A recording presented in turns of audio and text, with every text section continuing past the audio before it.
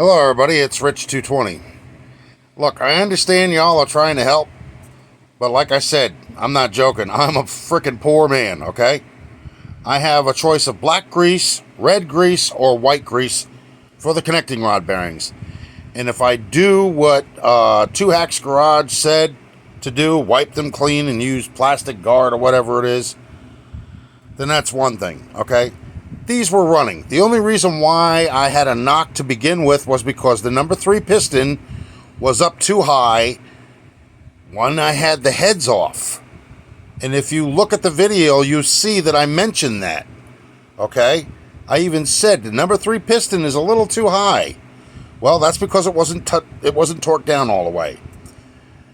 So then I tightened it down and I wound up having it crank to a point, and then it started going slow.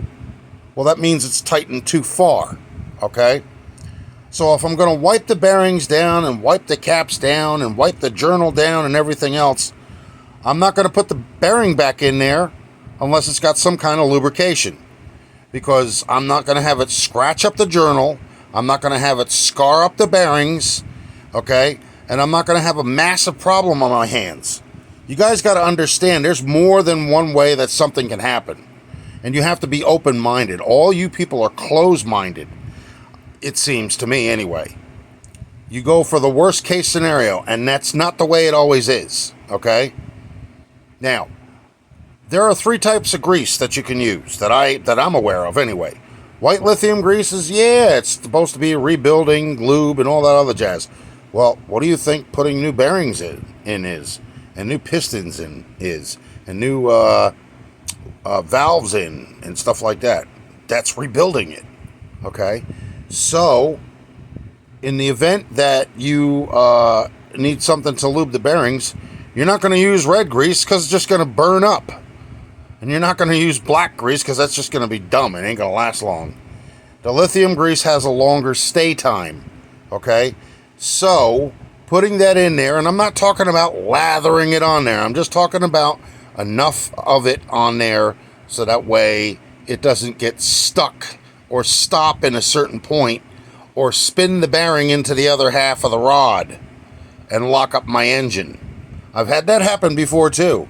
I had a 52 Plymouth that somebody threw away the number 3 connecting rod cap. And everybody was telling me, well, you got to replace the rod and the cap and the piston and everything else. I didn't listen to any of them. I put the connecting rod cap on with a new set of bearings, and I torqued it down to specifications. You want to know why? I'll tell you why. Because there's a casting number on it. And the casting number that was on the cap and the rod that I got that was second hand from a friend of mine that bought it, and I bought it off of him, it was the same frickin' casting number. So, I took a chance. That's the same thing with this car. Everything that I've done so far is taking a chance. You know, I'm learning as I go along. I don't know it all either, but you know what? There are some things I don't have here, and I have to make do with what I have, or what I got. So I appreciate everybody's help. I understand where you're coming from, but I don't have a garage. I'm laying down on a piece of galvanized steel with a cardboard box on top of it at age 54, okay? And over 300 pounds. So, you know, ease up a little bit, you know? I understand you're trying to help me and all that. That's all well and good. I understand that completely. I'm not knocking anybody for it. But at the same time, I have a limited access of stuff that I can use, okay? And I have to make do with what I have. That's all there is to it, okay? Folks, thank you again. I appreciate all the comments. I appreciate all the help. But like I said, there's nothing I can do about it. I don't have the kind of stuff that everybody has in a garage. I don't even have what do they call it, a plug-in tire changer. I have to do a manual one. So, and that's on my deck. All my tools are on my deck. So is my sandblast cabinet. So is my clean sink. That's all I have. Other than that, I have a compressor and a couple of air ratchet tools and a compressor and a couple of presses. That's it. That's all I have. And the engine hoist is only good for pulling the engine out. but I don't have nothing to put the engine on. I don't have an engine stand. You know, and half of my tools are so old, they don't really work anymore. And the torque wrenches that I bought, well, they don't have the flexibility that the one that the mechanic had at the garage. So like I said, I have to make do with what I have. And, you know, like I said, I understand that, you know, that's not the way people do things or whatever have you, okay? But the fact of the matter is if Two Hacks is telling me to dry out the bearings and dry out the rods or wipe them down or whatever, you're not going to put them in dry.